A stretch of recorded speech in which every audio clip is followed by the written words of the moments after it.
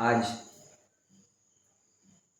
परीक्षा मुख के अंदर जो हमारी प्राचीन जैन आचार्य श्रीमद् माणिक्य नंदी स्वामी द्वारा रचित एक प्राचीन न्याय का ग्रंथ है, जिसे आपने कभी सुना तो नहीं होगा, कभी समझा नहीं होगा, लेकिन परंतु प्राचीन जैन आचार्यों न्याय के संबंध में इस ग्रंथ को सर्वोपरि रखा है।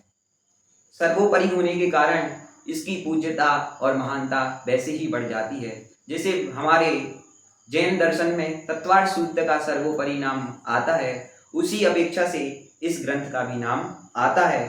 तो इसकी भूमिका को कहने के पूर्व मैं आपको बताना चाहता हूं कि हर एक जैनाचार्य ने जितने भी ग्रंथ लिखे, सर्व ग्रंथों में एक ना एक मंगलाचरण रूप से पूर्व प्रस्तुतिकरण किया। आप तत्वार्थ सूत्र जी को उठा करके देखें तो उसमें भी मंगलाचरण मिलता है। आप रत्नकंठ साहब का चार्य जी उठा करके देखिए तो उस पर में भी आपको मंगलाचरण अवश्य मिलेगा। तो मतलब कहने का अभिप्राय सिर्फ इतना ही है कि जितने भी महान आचार्य हुए हैं, उन्होंने अपनी बात को मंगलाचरण के रूप से पहले नंबर से कहा, परंतु ऐसा यहाँ पर कोई भी घटित नहीं हो रहा है, क्योंकि यहाँ पर ना तो किसी को नमस्कार किया गया है, ना तो किसी के संबंध में कहा गया है। लेकिन अब इसको कैसे कहा जाए कि ग्रंथ की एक विशेषता होती है कि इसमें मंगलाचरण अवश्य होता है, लेकिन इसमें तो कहीं भी मंगलाचरण को प्रस्तुत नहीं किया, फिर कैसे इसको ग्रहण किया जाएगा?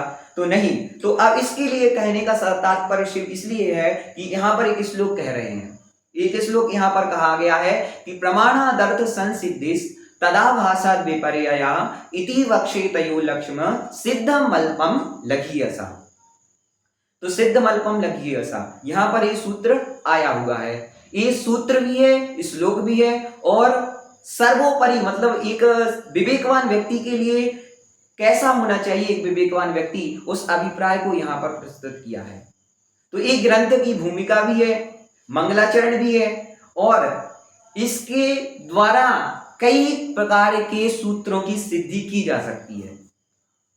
सबसे पहले यहाँ पर इस सूत्र समझने के पूर्व मैं आपके लिए पूर्व भूमिका में ये समझाना चाह रहा हूं कि जो यहाँ पर कहा है कि मंगलाचरण की सिद्धि कैसे करें, तो यहाँ पर इन्होंने एक सिद्धम शब्द को दिया है कि सिद्धम शब्द से पूर्व परंपरा को नमस्कार किया है, पूर्व अपनी गुरु परंपरा को यहाँ पर नमस्कार किया है। तो इसके हेतुओं को सबसे पहले हमें अन्वयार्थ समझना होगा, फिर उसके भावार्थ तक जाएंगे। तो जो 5 कारण मैंने आपको बताए थे कि आगमार्थ, भावार्थ, मतार्थ और भावार्थ, जब इन 4 और 5 कारणों को जब आप एक साथ मिलाकर के अर्थ को निकालते हैं तो वह सम्यक्त अर्थ का निर्णय करवाने वाला होता है।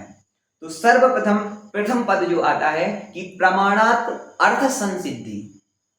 प्रमाण मतलब क्या? लोक व्यवहार में हम देखते हैं कि प्रमाण शब्द क्या, तो प्रमाण एक तो हमें संविधान के अंदर दिखाई देता है कि जो प्रमाण अगर किसी ने किसी के तौर पर कहे कोई, जब हम न्यायालय में जाते हैं तो न्यायालय में हमारे लिए किसी भी चीज का प्रमाण देना पड़ता है। सबसे पहले हमारा भी प्रमाण क्या है कि हम जीवित हैं या मृत हैं, इसका प्रमाण हमारे पास क्या है, तो हमारी सर्टिफिकेट है। उसी प्रकार यहाँ पर प्रमाण शब्द का अर्थ क्या है, तो यहाँ पर कोई विधान नहीं है या प्रूफ नहीं है। यहाँ पर प्रमाण शब्द का अर्थ ज्ञान है। प्रमाण ये आपको कई जगह यहाँ पर इस ग्रंथ के सूत्रों के अंदर आगे आपको कई जगह मिलेगा, परंतु यहाँ पर सिर्फ प्रमाण शब्द से हमारे लिए ज्ञान अर्थ को लेना है। तो प्रमाण मतलब क्या? ज्ञान। कौन सा ज्ञान? तो अभी ज्ञान अर्थ यहाँ से अपन ने ग्रहण किया। अब यहाँ पर आगे उन्होंने कहा कि अर्थ किसको कहते हैं? अर्थ यानी क्या? जो प्रमाण की विशेषता को कहे, लेकिन यहाँ पर अर्थ क्या है? प्रयोजनभूत अर्थ को ग्रहण करना चाहिए। तो अर्थ का यहाँ पर जो भावार्थ कहा गया है वो प्रयोजन। तो प्रमाण से अर्थ की सम्यक प्रकार से संसिद्धि यानी सम्यक प्रकार से सिद्धि होती है। तो संस्कृत के में एक नियम आता है सन ना न्याय यानी सम्यक प्रकार से। सम्यक प्रकार से सिद्धि मतलब सिद्ध, पूर्व परंपरा से जो सिद्ध है उसे यहाँ पर सिद्ध शब्द प्रयोग किया गया है। तो यहाँ पर सम्यक प्रकार से सिद्धि का कहने का अभिप्राय से इतना है कि प्रमाण से अर्थ की सम्यक प्रकार से सिद्धि होती है। इतनी सी बात हमने समझी, व्याख्या अपन आगे समझेंगे। फिर तद आवासात विपर्यय। तद यानी तद संस्कृत में सर्वनाम है। ये किसके लिए प्रयोग किए जाते हैं? ये हमेशा संज्ञा के लिए प्रयोग किए जाते हैं। और संज्ञाएं किसकी होती हैं? तो एक व्यक्ति विशेष की, शब्द विशेष की संज्ञा होती है। तो यहाँ पर जो संज्ञा किसकी है? तो तद शब्द यहाँ पर किसके लिए आया है? तो पूर्व पद में जो प्रमाण शब्द आया था उसके लिए तद शब्द आया है। और आभास का अर्थ होता है विपरीत ज्ञान। विपरीत, जो विपरीत अर्थ का प्रतिपादन कराने वाला होता है, जो विपरीत निर्णय की ओर ले जाने वाला होता है, विपरीत ज्ञान को आभास कहते हैं। और विपर्यय, देखो आभास को समझने के लिए एक कारण और दिया जा सकता है। जब हम किसी रास्ते से गुजरते हैं, रास्ते पर या मरुस्थलों में हमें ये घटनाएं देखने को मिलती हैं। मरुस्थलों में आप देखते हैं जब दूर पर चलते जाते हैं, रोड पर चलते जाते हैं, तो मरुस्थल में तो ऐसा होता है कि हमें कहीं दूर से जब सूर्य का प्रकाश रिफ्लेक्ट होता है वहां पर, तो हमें ऐसा प्रतीत होता है कि वहां पर पानी है, परंतु वहां पर पानी न होकर के कुछ और ही होता है। उसी प्रकार जब हम रास्ते पर चलते हैं, रास्ते पर चलते चलते जब सूर्य का प्रकाश वहां पर पड़ता है तो हम देखते हैं कि वहां पर हमें कुछ पानी जैसा चमकता हुआ नजर आता है, लेकिन हम जब वहां नजदीक जाकर के देखते हैं तो वहां पर हमें कुछ नहीं प्राप्त होता है। तो एक आभास होता है, आभास जो होकर के भी जो ना हो उसके लिए आभास कहते हैं। विपरीत ज्ञान, किसी के जो मुख्य व्यक्ति, जो मुख्य वस्तु का स्वभाव है उससे विपरीत हट करके जो ज्ञान होता है उसे विपर्यय कहते हैं। तो एक एक शब्द स्पष्ट करते जा रहा हूं कि तद आभास और विपर्यय। तद आभास तो पूरा इसका कहने का एक सूत्र बन जाता है कि प्रमाणात अर्थ संसिद्धि तद आभासाद विपर्यय। प्रमाण से अर्थ की सम्यक प्रकार से सिद्धि होती है, तद उसका आभास होने पर, अर्थात उसका विपरीत ज्ञान होने पर क्या वो प्रमाणाभास कहलाता है। विपरीत ज्ञान होने पर वो प्रमाणाभास कहलाता है। इतनी सी बात यहाँ पर कही। ये तो एक सूत्र कह सकते हैं, ये प्रतिज्ञा वाक्य भी कहा जा सकता है। तो ये परीक्षा को शुरू करने के पूर्व समझ लेना चाहिए, भारतीय दर्शन के अंदर, भारतीय दर्शन में जितने भी दर्शन कहे गए हैं, सौगत, सांग, योग, प्रभाकर, यमिनियानम, जितने भी महान महान दर्शन कहे गए हैं, उन सब दर्शनों में अपने जैन दर्शन की श्रेष्ठता को कैसे बताया जा सकता है? तो जैन धर्म की श्रेष्ठता को बताने के लिए हमारे पास एक यही सूत्र है जिसके द्वारा हम सही निर्णय कर सकते हैं। आपको भी पता होगा कि जब हम घर में रहते हैं, छोटे से बड़े हो जाते हैं, लेकिन बड़े होने का सबसे बड़ा कारण क्या देखा जाता है? रीजन क्या दिया जाता है कि आप बड़े हो चुके हैं। आप बड़े हो जाने का सबसे बड़ा रीजन माता पिता के पास उनकी सोच में आ जाता है जब वह प्रमाण और प्रमाणाभास में भेद करना सीख जाता है। यानी हम अपनी भाषा में कहें तो जहां अच्छे और बुरे का निर्णय करना व्यक्ति जहां पर सीख जाता है, तो माँ बाप कहने लगते हैं कि बच्चा अब बड़ा हो गया है, बच्चा अब बड़ा हो गया है। बड़ा होने के तो ये ज्ञान विवेक की परिभाषा है। एक बौद्ध दर्शन के अंदर भी ये बात आती है कि जब शिष्य ने गुरु से पूछा कि प्रमाण का सच्चा स्वरूप क्या है, आत्मा का सच्चा स्वरूप क्या है, तो वो शिष्य अपने गुरु से ये प्रश्न करता है, तो उसके उत्तर में गुरु यही जवाब देते हैं कि आत्मा का स्वभाव स्व को जानना ही है, स्व को जानना ही है। अगर हमने स्व को नहीं जाना तो हम प्रमाण और प्रमाणाभास का निर्णय नहीं कर सकते। बाकी जो ज्ञान है कैसा है, ज्ञानात्मक है, तो उसको समझने के लिए पूर्व आचार्यों ने आगे विशद रूप से व्याख्या स्वयं अपने शब्दों के माध्यम से की है। तो अभी प्रमाण से अर्थ की सम्यक प्रकार से सिद्धि होती है, तद आभासात, उसके विपरीत ज्ञान होने पर वह आभासात, वह प्रमाणाभास कहलाता है। अब यहां पर कहा है इति शब्द समारोपवाची होता है। समारोप जहां पर हम मैटर को समेटते हैं, तो इसीलिए बस इतना ही कहकर, इसीलिए बख्शे मतलब कहूंगा, बख्शे मतलब कहना, मतलब जो वक्ता यहाँ पर जो आचार्य भगवंत कहना चाह रहे हैं, तो उन्होंने जो पद्य को पूर्ति करने के लिए ये शब्द बख्शे यानी कहूंगा, तयो यानी किनके, तत्का यो ये विभक्ति प्रयोग की गई है, तो ये उनके लिए, मतलब कौन, प्रमाण और प्रमाणाभास, तो ए लक्षण किसके लिए कहूंगा, तो ए लक्षण इति बक्षे, लक्षण मतलब लक्षण के लिए यहां शब्द क्या दिया है, लक्ष्म। लक्ष्म यानी लक्षण। लक्षण को कैसे समझ सकते हैं, जैसे हर एक वस्तु का एक स्वभाव होता है। स्वभाव होना मतलब स्वभाव और लक्षण एक दोनों ही पर्यायवाची शब्द होते हैं। तो लक्षण, जैसे जीव का लक्षण क्या होता है, जीव का लक्षण चेतना, उसमें चेतनत्व नामक गुण पाया जाता है, इसी के कारण वह जीव कहा जाता है। उसी प्रकार जिस वस्तु का जो स्वरूप है उसके लक्षणों का ज्ञान करना ही सम्यक लक्षण जानना कहलाता है, मतलब उसके स्वरूप को जानना ही लक्षण कहलाता है। तो यहां पर कहा गया है कि प्रमाण और प्रमाणाभास के लक्षणों को कहूंगा, किनके लिए कहूंगा, तो सिद्धम अल्पम लघी ऐसा, किसके लिए कहूंगा, तो सिद्धम। अब इस सिद्धम शब्द यहां पर दिया गया है तो किसके लिए प्रयोग किया गया है, सिद्ध। सिद्ध एक तो सिद्ध भगवान होते हैं, लेकिन यहां पर सिद्ध शब्द का वो अर्थ नहीं है। सिद्ध का मतलब प्रूव्ड, प्रूव्ड भी नहीं है। फिर यहां पर क्या अर्थ लेना है, तो सिद्ध मतलब पूर्व परंपरा। पूर्व परंपरा कैसी, जो जो इनके गुरु ने अपने गुरु से सीखा, उन्होंने अपने गुरु से सीखा। यहाँ की जो पूर्व परंपरा, पूर्वाचार्यों से जो कथित न्याय का जो ज्ञान था, उन्होंने पूर्व परंपरा से जो प्राप्त किया, अध्ययन किया और उसको लिपिबद्ध किया, उसी के लिए कहा अल्पम। अल्पम यानी अल्प शब्द, अल्प शब्द अल्पवाची होता है।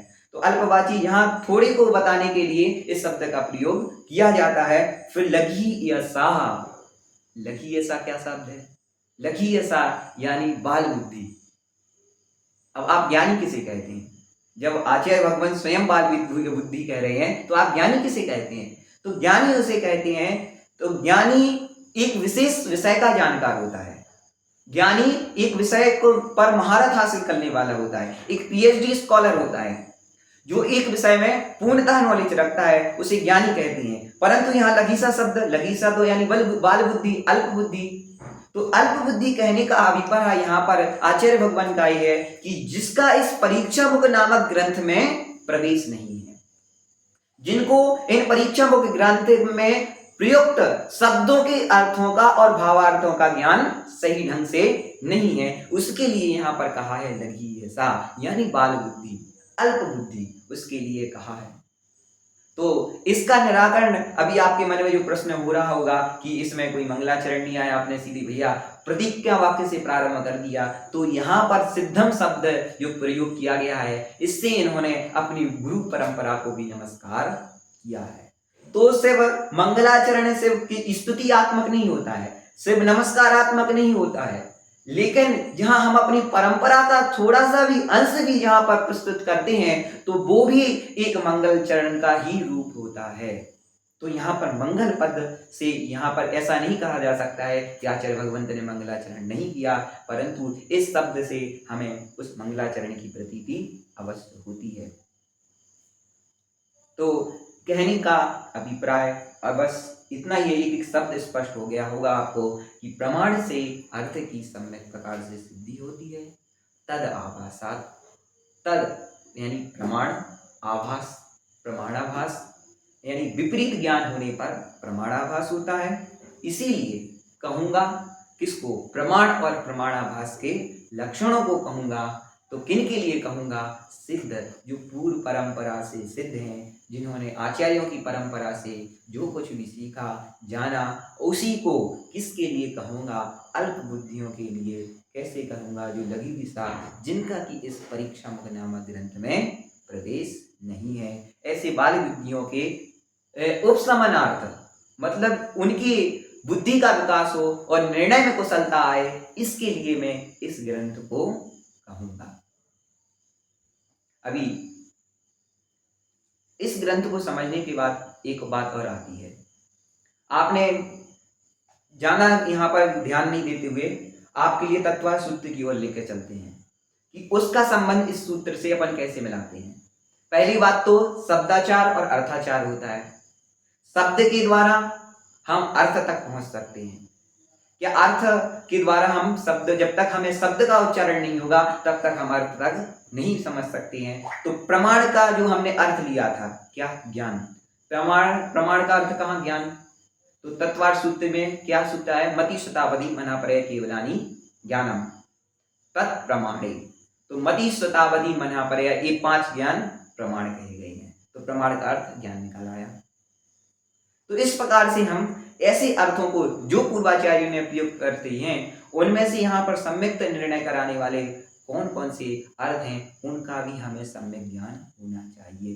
तो इस उदाहरण से हमें क्या समझ में आता है कि एक शब्द में जो होता है वो कई विभिन्न अर्थों को कहने वाला होता है, विभिन्न पर्यायवाची शब्दों को कहने वाला होता है। इसीलिए यहाँ पर जो विभिन्न विभिन्न जगह पर विभिन्न विभिन्न पर्यायवाची शब्दों का प्रयोग किया गया है, उसमें से भी प्रयोजनभूत शब्द को अर्थ को ग्रहण करना, जो यहाँ पर उपयोगी है, जो उसके अर्थ को सम्यक बना सके, उस अर्थ को यहाँ पर ग्रहण करना चाहिए। तो इस बुद्धि को अपन कैसे उत्पन्न करें, कैसे हम उन सूत्रों के अर्थों को सोचें, कैसे इन समाज में लोक व्यवहार में कुशल बने, उसके लिए यहाँ पर सबसे पहले जैन दर्शन के अंदर हमें सबसे पहले पढ़ाया जाता है परीक्षा मुख। यथा नाम सार्थक है, ये नाम बहुत सार्थक नाम है, क्योंकि परीक्षा मुख अगर हमें किसी की भी परीक्षा करना सीखना है, XYZ, चाहे आप दर्शन की परीक्षा करने चाहते हैं, चाहे आप व्यवहार की परीक्षा करना चाहते हैं, चाहे आप धर्म की परीक्षा करना चाहते हैं, चाहे आप दर्शन की परीक्षा करना चाहते हैं, चाहे आप न्याय की परीक्षा करना चाहते हैं, तो पहले आपको इन सूत्रों को समझना सर्वोपरि होगा। अगर आप इन सूत्रों को नहीं समझते हैं तो आप हमारी प्राचीन जैन आचार्यों के द्वारा कथित लिपिबद्धित ऐसे प्राचीन सूत्रों को नहीं समझ सकते हैं, क्योंकि ऐसे कई उदाहरण आपको जैन धर्म के अंदर मिलेंगे जिनको आप, अगर न्याय का ज्ञान नहीं होगा तो आप कभी भी उनको लगा नहीं सकते, सम्यक अर्थ को ग्रहण नहीं कर सकते हैं। अभी इतनी सी बात कह करके, जहां पर आपने देखा होगा विशेष अर्थ के लिए भगवान के अंदर कितने ज्ञान गुण पाए जाते हैं? भगवान के अंदर अनंत गुण है, अनंत शक्ति है। तो अनंत शक्तियों में से कौन सी शक्ति महत्वपूर्ण है? तो उसमें उनके अंदर पाई जाने वाली अनंत दर्शन, अनंत ज्ञान, अनंत दर्शन, दान लाभ भोग भोग वीर्याणि च, ये सूत्र दिया है। अनंत दर्शन, अनंत ज्ञान, अनंत वीर और अनंत सुख उनके अंदर पाया जाता है। तो इसका संबंध केवल ज्ञान से कैसे है? तो आप कैसे उसको डिस्क्राइब करेंगे? तो उसका संबंध केवल ज्ञान से इस प्रकार है कि क्योंकि केवल ज्ञान जो उत्पन्न होता है, यानी जब हम केवल ज्ञान रूपी अवस्था को प्राप्त करते हैं, तो इन लब्धियों जब हम क्षीणमोह गुण स्थान के अंदर कसायों को अपसमन करते हैं, कसाय संजुनन लोक का अपसमन करते हैं, उसके बाद संजुनन लोक के बाद जो उसका पूर्णता क्षय 12वें गुण स्थान में हो जाता है, तो उसके बाद जो ज्ञानावरण, अंतराय आदि जो 3 गुण उत्पन्न, दर्शन मोहिनी और दर्शन मोह आदि जो 3 चीजें उत्पन्न होती हैं, उनके लिए यहाँ पर जब हम वो 3 का क्षय करते हैं, तो इसके बाद हमारे लिए जो केवल ज्ञान उत्पन्न होता है, 63 प्रकृतियों के क्षय के बाद केवल ज्ञान उत्पन्न होता है। तो उस केवल ज्ञान उत्पन्न होता है, तो उसके साथ क्या है संबंध? केवल ज्ञान के साथ इन सब का भी संबंध है, क्योंकि जब तक इन प्रकृतियों का हम क्षय नहीं करेंगे, तब तक हम केवल ज्ञान प्राप्त नहीं कर सकते हैं। तो मुख्य लक्ष्य को प्राप्त करने के लिए हमें पूर्व सामग्री का ज्ञान होना चाहिए। जब तक हमें पूर्व सामग्री का ज्ञान नहीं होगा, तो पूर्व में उपार्जित सामग्री का जब तक हमें ज्ञान नहीं होगा, उसके योगाचरण नहीं करेंगे, तब तक हम उस चीज तक नहीं पहुंच सकते हैं। सपोज जैसे हमें भोजन बनाना है, तो भोजन बनाते वक्त हमें क्या करते हैं? तो भोजन बनाते वक्त हमारे पास सब सामग्री होती है, आटा भी होता है, गैस भी होता है, चूल्हा भी होता है, नमक भी, मसाले भी होते हैं, सब्जियां भी होती हैं, तब जाकर के हम भोजन बना सकते हैं। अगर हमारे पास सामग्री उपलब्ध नहीं है, तो हम कभी भोजन नहीं बना सकते हैं। उसी प्रकार भोजन बनने के लिए जिसलिए योग्य सामग्री की आवश्यकता होती है, योग्य सामग्री के प्राप्त होने के बाद ही हम भोजन बना सकते हैं। तो इसी प्रकार अगर किसी निर्णय तक, नतीजे तक हमें पहुंचना है, तो सबसे पहले हमें उसके योग्य कारणों को समझ लेना चाहिए और योग्य कारणों का परिहार करने पर ही हम उस चीज को समझ सकते हैं। तो ज्ञान की परिभाषा सबसे बड़ी, विश्व की इससे बड़ी परिभाषा कुछ नहीं हो सकती है, जो आचार्य भगवान ने स्वयं दी है। और एक विश्व के हर दर्शन का व्यक्ति इस चीज को समझता है कि विवेक किसे कहते हैं। तो विवेक मतलब नाम का गुण इस सूत्र में बताया गया है कि जो अच्छे और बुरे का निर्णय करना सीख जाता है, उसे आचार्य भगवान ने ज्ञानी संज्ञा दी है। तो जो विज्ञानी बनना चाहते हैं तो उन्हें सबसे पहले इस सूत्र को समझना चाहिए कि प्रमाण और प्रमाणाभास क्या है। इसको समझ लिया तो आप इस परीक्षा मुख नामक ग्रंथ को समझने के योग्य बन सकते हैं। आने वाले समय में हम सूत्रों की ओर बढ़ेंगे और इसमें विगत कितनी 6 अध्याय हैं। 6 अध्यायों के अंदर हमने तो आजकल बाहर बहुत मोटिवेशनल स्पीकिंग सुनी है, लेकिन अब इन सूत्रों से हम मोटिवेशनल निकाल करके आपको दिखाएंगे कि कैसी रहस्यमय चीजें आचार्य भगवंत ने, हमारे प्राचीन आचार्यों ने लिखी ग्रंथों के अंदर। ये ग्रंथ मुझे तो नहीं लगता आपने पहले कभी पढ़ा होगा, लेकिन इस चीज को समझने का प्रयास करेंगे तो बहुत आसानी से मैं आपको समझाने का प्रयास करूंगा। आगे के वीडियोस में मैं आप सभी के सामने लाऊंगा। बोलिए आचार्य माणिक्यानंद जी महाराज की।